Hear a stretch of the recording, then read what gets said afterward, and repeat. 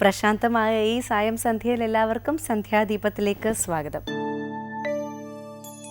നാമം ജപായനം പുണ്യം നിരുപമദീപാങ്കുരം പോലെ സ്വരശ്രുതിലയമരമതുലം ദേവാങ്കണം മോക്ഷസംഗീതസാരം നീളും വഴിത്താരയിൽ ജീവതാരം മംഗലാപം മായാവിൻ നിൻ പ്രസാദം.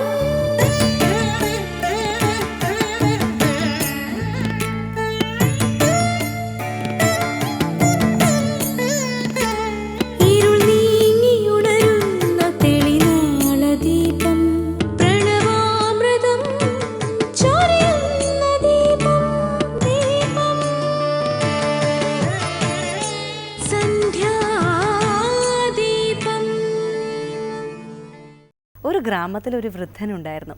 എപ്പോഴും ഏത് സാഹചര്യത്തിലും അദ്ദേഹം സന്തുഷ്ടനായിരുന്നു. ഗ്രാമത്തിൽ ആർക്കും എന്ത് പ്രശ്നമോ പ്രയാസമോ വന്നാൽ ആ വൃദ്ധനെ സമീപിക്കും. അദ്ദേഹവുമായി സംസാരിച്ചു കഴിഞ്ഞാൽ അവരുടെ പ്രയാസം എല്ലാം മാറും. മാത്രവുമല്ല, ജീവിതത്തെ പുതിയൊരു ഉന്മേഷത്തോടെ നേരിടാനുള്ള ശക്തിയും അവർക്ക് ലഭിക്കും. ഇതിൻ്റെ രഹസ്യം അറിയാൻ ഒരിക്കൽ ഒരാൾ വൃദ്ധനോട് ചോദിച്ചു, ഏത് സാഹചര്യത്തെയും സന്തോഷത്തോടെ നേരിടുന്ന താങ്കൾ എപ്പോഴും സന്തുഷ്ടനുമാണ്, മറ്റുള്ളവരെ ആശ്വസിപ്പിക്കുകയും ചെയ്യുന്നു, ഇതെങ്ങനെ സാധിക്കുന്നു? അപ്പോൾ വൃദ്ധൻ പറഞ്ഞു, അത് നിസ്സാരമായ ഒരു കാര്യമാണ്. ദിവസവും രാവിലെ ഞാൻ സ്വയം ചോദിക്കും, ഇന്ന് സന്തോഷത്തോടെ ജീവിക്കണോ അതോ ഓരോ നിമിഷവും ദുഃഖിച്ച് ദിവസം അവസാനിപ്പിക്കണോ എന്ന്. സന്തോഷം മതിയെന്ന് എൻ്റെ മനസ്സ് പറയും.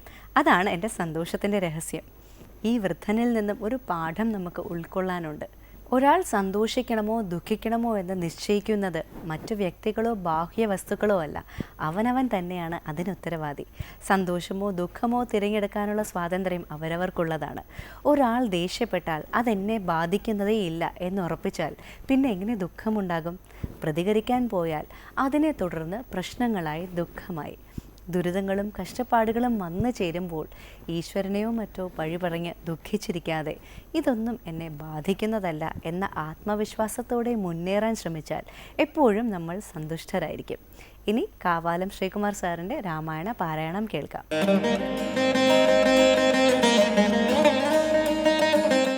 രുദ്രൻ പരമേശ്വരൻ ജഗദീശ്വരൻ കദ്രുസുതഗണഭൂഷണഭൂഷിതൻ ചിദ്രൂപനദ്വയൻ മൃത്യുഞ്ജയൻ പരൻ ഭദ്രപ്രദൻ ഭഗവാൻ ഭവഭഞ്ജനൻ രുദ്രാണിയാകിയ ദേവിക്കുടൻ രാമഭദ്രകഥാമൃതസാരം കൊടുത്തപ്പോൾ വിദ്രുമതുല്യാധരിയായ ഗൗരിയാം അദ്രിസുതയുമാനന്ദവിവശയായി ഭർതൃപാദ പ്രണാമം ചെയ്തു സമ്പൂർണ്ണ ഭക്തിയോടും പുനരേവമരുൾ ചെയ്തു. നാരായണൻ നളിനായതലോചനൻ നാരീജനമനോമോഹനൻ മാധവൻ നാരദസേവ്യൻ നളിനാസനപ്രിയൻ നാരകാരാതി നളിനശരഗുരു നാഥൻ നരസഖൻ നാനാജഗന്മയൻ നാദവിദ്യാത്മകൻ നാമസഹസ്രവാൻ നാളീകരമ്യവദനൻ നരകാരി നാളീകബാന്ധവംശസമുദ്ഭവൻ ശ്രീരാമദേവൻ പരൻ പുരുഷോത്തമൻ കാരുണ്യവാരിധി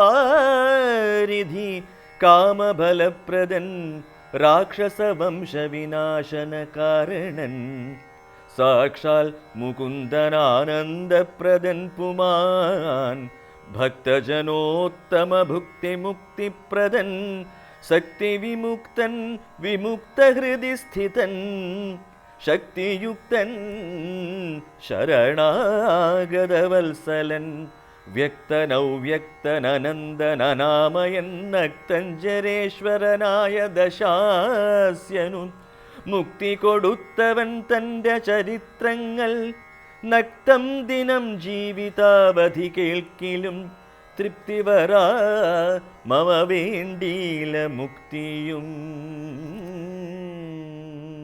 തുടർന്ന് രാമായണ ദർശനമാണ്. ശ്രീ പരമേശ്വരൻ ശ്രീ പാർവതിക്ക് ഉപദേശിക്കുന്ന രീതിയിലാണ് അധ്യാത്മ രാമായണം അവതരിപ്പിച്ചിരിക്കുന്നത്. ആ ഉപദേശത്തിൻ്റെ സാരാംശം വ്യാഖ്യാനിക്കുകയാണ് സ്വാമി ചിദാനന്ദപുരി ഇന്ന്.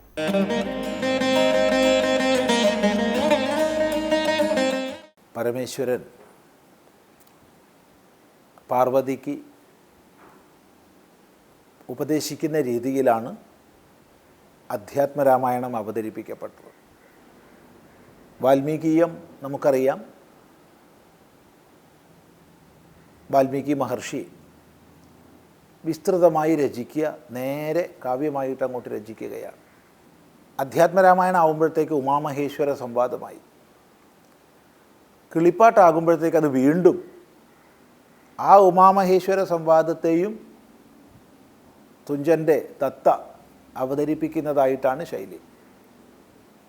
അതൊരു സവിശേഷതയാർന്ന ശൈലിയാണ്.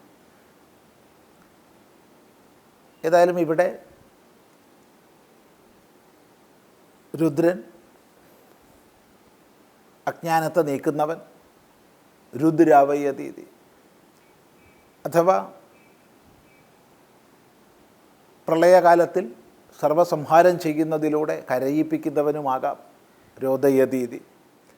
അങ്ങനെ രുദ്രൻ സകല ദേവതകൾക്കും ഈശ്വരനായ സാക്ഷാൽ പരമേശ്വരൻ, പരമാത്മ, ജഗദീശ്വരൻ, എങ്ങനെയുള്ള കദ്രുസുതഗണഭൂഷണഭൂഷിതൻ, സർപ്പഗണങ്ങളാൽ അലങ്കരിക്കപ്പെടുന്നവൻ, സർപ്പഗണങ്ങളാൽ അലങ്കരിക്കപ്പെടുന്നവനായ എന്നാൽ പരമാർത്ഥത്തിലോ ചിദ്രൂപൻ, ജ്ഞാനസ്വരൂപനായ, രണ്ടാമതൊന്നില്ലാത്ത ആ പരമാത്മസ്വരൂപനായ മൃത്യുഞ്ജയൻ, മരണത്തെ ജയിച്ച, ജീവിതത്തിൽ എല്ലാ മംഗളങ്ങളെയും നൽകുന്ന, അതാണ് ഭദ്രപ്രദൻ, ഭദ്രമായതിനെ പ്രദാനം ചെയ്യുന്ന, നമ്മുടെ എല്ലാം ജീവിതത്തിൽ എല്ലാ നന്മകളെയും അഥവാ പരമഭദ്രത എന്ന് പറയാവുന്ന ദുഃഖനിവൃത്തിയെയും പ്രദാനം ചെയ്യുന്ന അങ്ങനെയുള്ള ഭഗവാൻ ഭവഭഞ്ജനൻ, ഭവത്തെ, സംസാരത്തെ ഭഞ്ജിക്കുന്നവൻ, തത്വവിജ്ഞാനത്തിലേക്ക് നമ്മളെ നയിച്ച് ഈ സംസാരക്ലേശങ്ങളെ മുഴുവൻ ഇല്ലാതാക്കുന്ന സർവേശ്വരൻ. അങ്ങനെയുള്ള ഭഗവാൻ സാക്ഷാൽ രുദ്രാണിയാകുന്ന ദേവിക്ക്, പാർവതീദേവിക്ക് രാമകഥയാകുന്ന അമൃതം പകർന്നു കൊടുക്കുകയാണ്. രത്നതുല്യ തേജസ്സോടുകൂടിയ ആ അദ്രിസുത ഗൗരി ആനന്ദവിവശയായി തീർന്നു. രാമചരിതം കേട്ട് ആനന്ദവിവശയായി തീർന്ന് ഭർതൃപാദ പ്രണാമം ചെയ്തുകൊണ്ട് വീണ്ടും പരമമായ ഭക്തിയോടുകൂടി ചോദിച്ചു. ഇവിടെ ഉമാമഹേശ്വര സംവാദം എന്നുള്ളതിനെ അവതരിപ്പിക്കുന്ന സന്ദർഭത്തിലും ഓരോ വർണ്ണനയും ശ്രദ്ധിച്ചാൽ നമുക്ക് മനസ്സിലാവുന്നത് സകല ദേവതാഭേദങ്ങൾക്കും ഉപരിയുള്ള പരമാത്മതത്വം സാക്ഷാത്കരിച്ച സ്ഥിതിയാണ് എഴുത്തച്ഛൻ്റെത്. കാരണം വിഷ്ണുവെ വർണ്ണിക്കുന്നതും ശിവനെ വർണ്ണിക്കുന്നതും ഒരേ പദാവലികളെ കൊണ്ടാണ്. അതുകൊണ്ട് തന്നെ ശിവവിഷ്ണു ഭേദം പാരമാർത്ഥികമല്ലെന്നും ശിവനും വിഷ്ണുവും ഒരേ പരമേശ്വരൻ തന്നെയാണെന്നുമുള്ള ആ ഏകത്വ ദൃഷ്ടി അതിലുറച്ച ആളാണ് എഴുത്തച്ഛൻ. അല്ലാതെ എഴുത്തച്ഛൻ വൈഷ്ണവനോ ശൈവനോ അല്ല. അത് വളരെ ശ്രദ്ധേയമാണ്. രണ്ട്, ആ വർണ്ണനകളിൽ ആന്തരികമായ പരാഭക്തി, ആ ഒരു ഭാവം വഴിഞ്ഞൊഴുകുന്നത് നമ്മൾ കാണുകയാണ്. മൂന്നാമതായിട്ട് ഓരോ വർണ്ണനയിലും ഓരോ വാക്യത്തിലും തന്നെ പരമമായ അദ്വൈത ബോധം, അതാണ് അടിസ്ഥാനം. ഓരോ വർണ്ണനയും ദേവതാവർണ്ണനയാവട്ടെ ഈശ്വരവർണ്ണനയാവട്ടെ ചെന്നെത്തുന്നത് ഏകമായ അദ്വിതീയമായ തത്വത്തിലാണ്. ഈ വർണ്ണനകളെ നമ്മൾ ശ്രദ്ധിച്ചു കഴിഞ്ഞാൽ നമ്മുടെ ഭാഷാപിതാവ് അദ്വിതീയമായ ജ്ഞാനനിഷ്ഠയിൽ, അതുപോലെ പരാഭക്തിയിൽ പ്രതിഷ്ഠിതനായിരുന്നു എന്ന് മനസ്സിലാവും. രാമചരിതം പഠിക്കുന്നതോടൊപ്പം എഴുത്തച്ഛനിലേക്കുള്ള ഉൾക്കാഴ്ചകളും നമുക്ക് ലഭിക്കുമെന്നാണ് ഈ പറഞ്ഞതിൻ്റെ താത്പര്യം. ഏതായാലും എന്താണ് പാർവതി ചോദിക്കുന്നത്? നാരായണൻ നളിനായതലോചനൻ, നാരീജന മനോമോഹനൻ മാധവൻ, നാരദസേവ്യൻ നളിനാസനപ്രിയൻ, നാരകാരാതി നളിന ശരഗുരു, നാഥൻ നരസഖൻ നാനാജഗന്മയൻ, നാദവിദ്യാത്മകൻ നാമസഹസ്രവാൻ, നാളീകരമ്യവദനൻ നരകാരി, നാളീകബാന്ധവ വംശസമുദ്ഭവൻ, ശ്രീരാമദേവൻ പരൻ പുരുഷോത്തമൻ, കാരുണ്യവാരിധി കാമഫലപ്രദൻ, രാക്ഷസ വംശവിനാശന കാരണൻ, സാക്ഷാത് മുകുന്ദൻ ആനന്ദപ്രദൻ പുമാൻ, ഭക്തജനോത്തമ ഭുക്തിമുക്തിപ്രദൻ, ശക്തിവിമുക്തൻ വിമുക്തഹൃദിസ്ഥിതൻ, വ്യക്തൻ അവ്യക്തൻ അനന്തൻ അനാമയൻ, ശക്തിയുക്തൻ ശരണാഗതവത്സലൻ, നക്തഞ്ചരേശ്വരനായ ദശാസ്യനു മുക്തി കൊടുത്തവൻ തൻ്റെ ചരിത്രങ്ങൾ, നക്തന്തിവം ജീവിതാവധി കേൾക്കിലും തൃപ്തി വരാ മമ വേണ്ടീല മുക്തിയും. ശ്രീരാമചരിതത്തെ എത്ര തന്നെ കേട്ടാലും മതിയാവില്ല. രാവും പകലും ഒരുപോലെ ഇരുന്ന് കേട്ടാലും തൃപ്തി വരില്ല. വീണ്ടും വീണ്ടും കേൾക്കാനുള്ള ആഗ്രഹമാണ് ഇതാണ് പ്രകടിപ്പിക്കുന്നത്. അവിടെ ശ്രീരാമനെ വർണ്ണിച്ചത് ഒന്ന് ശ്രദ്ധിക്കൂ. സുന്ദര മനോഹര പദാവലികളെ കൊണ്ട്, രാമനെ അനേക വിശേഷണങ്ങളെ കൊണ്ട് നമ്മുടെ മുമ്പിൽ സ്ഥാപിക്കുകയാണ് ചെയ്യുന്നത്. നാരായണൻ, നളിനായതലോചനൻ, വിടർന്ന താമരദളം പോലുള്ള കണ്ണുകളോടുകൂടിയ, നാരീജന മനോമോഹനൻ, നാരീജനങ്ങളുടെ മനസ്സിനെ മോഹിപ്പിക്കുന്നവൻ, അത്രയ്ക്ക് സുന്ദരനായവൻ, സാക്ഷാൽ മാധവൻ, ലക്ഷ്മീപതി, അതേ സമയത്ത് ഋഷിമാരാൽ സേവിക്കപ്പെടുന്നവൻ, ലക്ഷ്മീപതിയായിരിക്കെ ഋഷിമാരാൽ സേവിക്കപ്പെടുന്നവൻ, നാരദസേവ്യൻ, നളിനാസനപ്രിയൻ, ബ്രഹ്മാവിന് ഏറ്റവും പ്രിയനായവൻ. ഇങ്ങനെ വിവിധ പദങ്ങളെ കൊണ്ട് നമ്മുടെ മുമ്പിൽ ശ്രീരാമൻ്റെ ഈശ്വരീയമായ ഭാവത്തെ വരച്ച് കാണിക്കുകയാണ്. ഇത് എഴുത്തച്ഛൻ്റെ മഹനീയമായ ശൈലിയുടെ ഒരു ഉത്തമ ദൃഷ്ടാന്തമാണ്. അങ്ങനെ ഉള്ളതായ രാമദേവൻ്റെ ചരിതങ്ങൾ എത്ര കേട്ടിട്ടും മതിയാവുന്നില്ല. വീണ്ടും പറഞ്ഞു തരണേന്ന് താത്പര്യം. ഈ ചോദ്യത്തിന് ഉത്തരമായി പരമേശ്വരൻ പറഞ്ഞു തുടരുകയാണ്. അത് നമുക്ക് അടുത്ത പ്രാവശ്യം ശ്രദ്ധിക്കാം.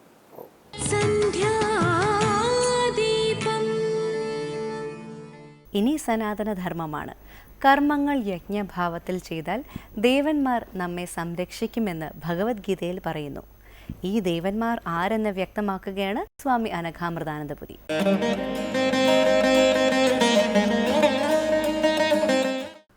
ഓം നമഃ നമഃ. യജ്ഞരൂപത്തിലുള്ള കർമാനുഷ്ഠാനം ചെയ്ത് ശ്രേയസ് കൈവരിക്കുന്നത് എങ്ങനെയാണെന്ന് ഭഗവാൻ ഗീതയിൽ 3-ാം അധ്യായത്തിൽ പറയുന്നത് നമുക്ക് അല്പം നോക്കാം. ദേവാൻ ഭാവയതാദേന തേ ദേവാ ഭാവയന്തുഹ പരസ്പരം ഭാവയന്ത ശ്രേയപരമവാപ്സഥ. നിങ്ങളുടെ കർമ്മങ്ങളെ യജ്ഞരൂപത്തിൽ അനുഷ്ഠിച്ചുകൊണ്ട് നിങ്ങൾ ദേവന്മാരെ സന്തോഷിപ്പിക്കുവിൻ. ആ സന്തുഷ്ടരായ ദേവന്മാർ നിങ്ങളെ സന്തോഷിപ്പിക്കട്ടെ. ഇങ്ങനെ അന്യോന്യം സന്തോഷിപ്പിച്ചാൽ നിങ്ങൾക്ക് പരമമായ ശ്രേയസ് കൈവരിക്കും എന്നാണ് ഭഗവാൻ പറയുന്നത്. ഇവിടെ ഏത് ദേവന്മാരെയാണ് നാം പ്രീതിപ്പെടുത്തേണ്ടത് എന്ന് സംശയം വരാം. എല്ലാ ശരീരങ്ങളിലും ജീവനായി പ്രവർത്തിക്കുന്നത് പരമാത്മദേവത തന്നെയാണ്. സൂര്യചന്ദ്രാദി സൗരയൂഥ ഘടകങ്ങളിലെല്ലാം മനുഷ്യൻ, മൃഗങ്ങൾ, പക്ഷി തുടങ്ങിയ ജീവജാലങ്ങളിലും പ്രവർത്തന രഹസ്യം ഒന്നു തന്നെയാണ്. പക്ഷേ സർവത്ര നിറഞ്ഞു നിൽക്കുന്ന അഖണ്ഡബോധത്തെ തിരിച്ചറിയാൻ അല്ലെങ്കിൽ വിചാരം ചെയ്തറിയാൻ എല്ലാവർക്കും കഴിയില്ല.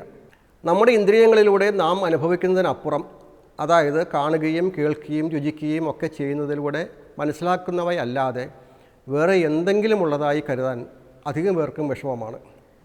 അങ്ങനെയുള്ള സാമാന്യ ജനങ്ങളെ സത്യത്തോടടുപ്പിക്കാനാണ് ഋഷിമാർ ദേവതാസങ്കല്പം കൊടുത്തത്. അങ്ങനെ ദേവസങ്കല്പത്തിൽ ഉറച്ച് ഏകാഗ്രപ്പെടുന്ന മനസ്സ് ക്രമേണ ശുദ്ധീകരിക്കപ്പെട്ട് സത്യം കാണാൻ കരുത്തുള്ളതായി ഭവിക്കും എന്ന് താല്പര്യം. അങ്ങനെ ഈ പ്രകൃതിയെ ദേവതാസങ്കല്പം കൊടുത്ത് ആരാധിക്കുകയും എല്ലാത്തിനെയും സംരക്ഷിക്കുകയും ചെയ്താൽ ആ പ്രകൃതി നമ്മെയും സംരക്ഷിക്കും എന്നുള്ള കാര്യത്തിൽ സംശയമില്ല. ഓരോ വ്യക്തിയുടെയും ജീവിതം അവൻ്റെ ചുറ്റുപാടും സദാ സ്വധർമ്മമനുഷ്ഠിച്ചു കൊണ്ടിരിക്കുന്ന അനേകം പ്രപഞ്ച ഘടകങ്ങളുമായി ഗാഠബന്ധമുള്ളതാണ്. ഈ സത്യം കാണാൻ പോലും മനുഷ്യൻ്റെ അഹന്ത അവനെ അനുവദിക്കുന്നില്ല. ഉദാഹരണത്തിന് സൂര്യൻ്റെ പ്രകാശവും ചൂടും വായുവിൽ നിന്നുള്ള പ്രാണപ്രസരണമോ ഇല്ലെന്ന് വന്നാൽ മനുഷ്യൻ്റെ ജീവനും സാമർഥ്യവും ആ നിമിഷമില്ലാതാകും. ഞാൻ എന്ന് അഹങ്കരിക്കുന്ന നമ്മുടെ ശക്തിയുടെ വലിപ്പം അപ്പോഴറിയാൻ സാധിക്കും. എന്നാലും തനിക്ക് ജീവൻ പകർന്നു നൽകുന്ന സൂര്യനും വായുവും ജീവനുള്ള പ്രപഞ്ച ഘടകങ്ങളാണെന്ന് കരുതാൻ പോലും പലർക്കും കഴിയുന്നില്ല. അവൻ്റെ സാമർഥ്യങ്ങൾക്കെല്ലാം ഉറവിടമായ ശക്തിയെ കൃതജ്ഞതാപൂർവം ദേവസങ്കല്പം പുലർത്തി ആരാധിക്കുന്നത് അന്ധവിശ്വാസമായി കരുതുകയും ചെയ്യുന്നു എന്നതാണ് സങ്കടകരം. നാം മനസ്സിലാക്കണം, നമ്മുടെ ഭൂമി, വായു, ജലം, വനം, പർവ്വതങ്ങൾ, സൂര്യൻ ഇവയെല്ലാം അവയുടെ സ്വധർമ്മം അനുഷ്ഠിക്കുന്നത് കൊണ്ടാണ് നാം ഇവിടെ സുഖമായി ജീവിക്കുന്നത്. ഇത് നാം എപ്പോഴെങ്കിലും ഓർക്കാറുണ്ടോ? ഇതിലെന്തെങ്കിലും ഒരു ക്രമം തെറ്റിയാൽ മതി അഹങ്കാരം മുതൽക്കൂട്ടായി കൊണ്ടു നടക്കുന്ന മനുഷ്യനെന്ന നമ്മുടെ ജീവിതത്തിൻ്റെ താളം തെറ്റാൻ. അതുകൊണ്ട് ദേവസങ്കല്പം പുലർത്തി ആരാധിക്കുന്നത് വിഡ്ഢിത്തരമല്ലെന്ന് ആദ്യം തിരിച്ചറിയണം. ഈ ഭൂമിയിൽ നാം പാർപ്പിടങ്ങളും നമ്മുടെ ഇഷ്ടസൗഹൃദങ്ങളും നിർമ്മിക്കുന്നു. ഭൂമിയുടെ സന്തുലിതത നോക്കാതെ നാം കുഴിക്കുകയും പിളർക്കുകയും തകർക്കുകയും എല്ലാം ചെയ്യുന്നു. ഇതേ ഭൂമി തന്നെയാണ് നമുക്ക് ഭക്ഷണത്തിന് ആവശ്യമായ വിളവ് നൽകുന്നത്. ആ നന്ദി ഇല്ലാതെയാണ് നാം ഈ ക്രൂരത കാട്ടുന്നത്. ഇവിടുത്തെ നദികളാണ് നമുക്ക് ശുദ്ധജലം തന്ന് ജീവനെ നിലനിർത്തുന്നതും കൃഷിക്ക് അഭിവൃദ്ധി ഉണ്ടാക്കി തരുന്നതും. ഈ കാടും വൃക്ഷങ്ങളുമാണ് നമ്മുടെ ശുദ്ധവായുവിൻ്റെയും കാലാവസ്ഥയുടെയും സ്രോതസ്സ്. യജ്ഞങ്ങളെ കൊണ്ട് ദേവന്മാരെ തൃപ്തിപ്പെടുത്തൂ എന്ന് ഭഗവാൻ പറയുന്നത് നമ്മുടെ ശ്രേയസ്സിന് വേണ്ടിയിട്ടാണ്. പ്രകൃതി ശക്തികളെ അനുകൂലമാക്കിക്കൊണ്ട് അഭിവൃദ്ധി ഉണ്ടാകട്ടെ, സമൃദ്ധി ഉണ്ടാകട്ടെ. അവ മനുഷ്യന് അനുകൂലമായി വൃദ്ധിയെ നൽകുന്നു. ഭഗവാൻ പറയുന്നു, ധർമ്മം അനുഷ്ഠിക്കുമ്പോൾ എല്ലാ ദേവന്മാരെയും നിങ്ങൾ പ്രസാദിപ്പിക്കുന്നു. അപ്പോൾ നിങ്ങൾക്ക് ആവശ്യമായതെല്ലാം അവർ നൽകുന്നു. അങ്ങനെയുള്ളവരെ ഐശ്വര്യദേവത അനുഗ്രഹിക്കാൻ കാത്തിരിക്കും. യജ്ഞരൂപത്തിലുള്ള കർമാനുഷ്ഠാനം കൊണ്ടാണ് ദേവന്മാരെ സന്തോഷിപ്പിക്കേണ്ടത്. ഈ പരസ്പര ബന്ധം ജനങ്ങളുടെ ഭൗതികവും ആധ്യാത്മികവുമായ പരമോന്നതിക്ക് വഴിതെളിക്കുകയും ചെയ്യും. ഇങ്ങനെ ഏറ്റവും താഴെയിൽക്കിടയിൽ നിൽക്കുന്ന മന്ദബുദ്ധിയായ അജ്ഞാനിയെ പോലും സത്യത്തോട് പിടിച്ചടുപ്പിക്കാനുള്ള ഉപായങ്ങളാണ് യജ്ഞങ്ങൾ. അതാണ് യജ്ഞഭാവേന എന്ന് പറഞ്ഞിരിക്കുന്നത്. തത്വബോധവുമില്ല ദേവഭാവനയുമില്ല എന്നും വന്നാൽ പിന്നെ എല്ലാം തൻ്റെ സാമർഥ്യമായിരിക്കുമെന്നാണ് അഹങ്കാരിയായ മനുഷ്യൻ്റെ ഭാവന.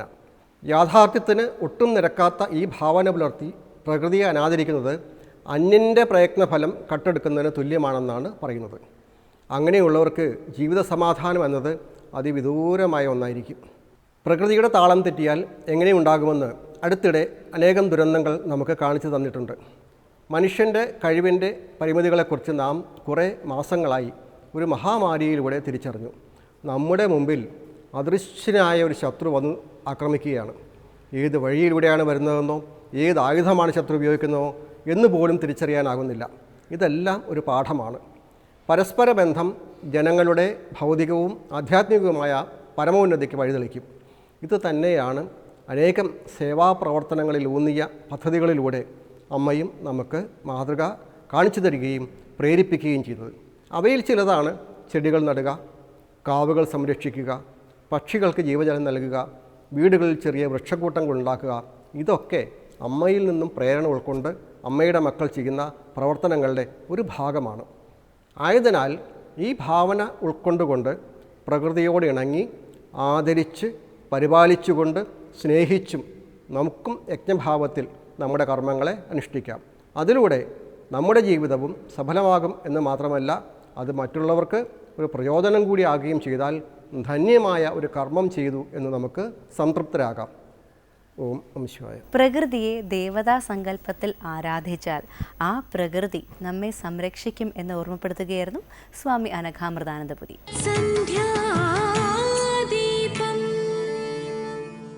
തുടർന്ന് ദീപാരാധനയാണ്. നിങ്ങൾ പവിത്രനാണെങ്കിൽ, വീര്യമുള്ളവനാണെങ്കിൽ, നിങ്ങൾ ഒറ്റയ്ക്ക് ലോകത്തിന് മുഴുവൻ സമാനനാകുന്നു എന്ന ആത്മവിചാരത്തോടെ ആരതി തൊഴുത് ഇന്നത്തേക്ക് മടങ്ങാം. ഏവർക്കും നമസ്കാരം.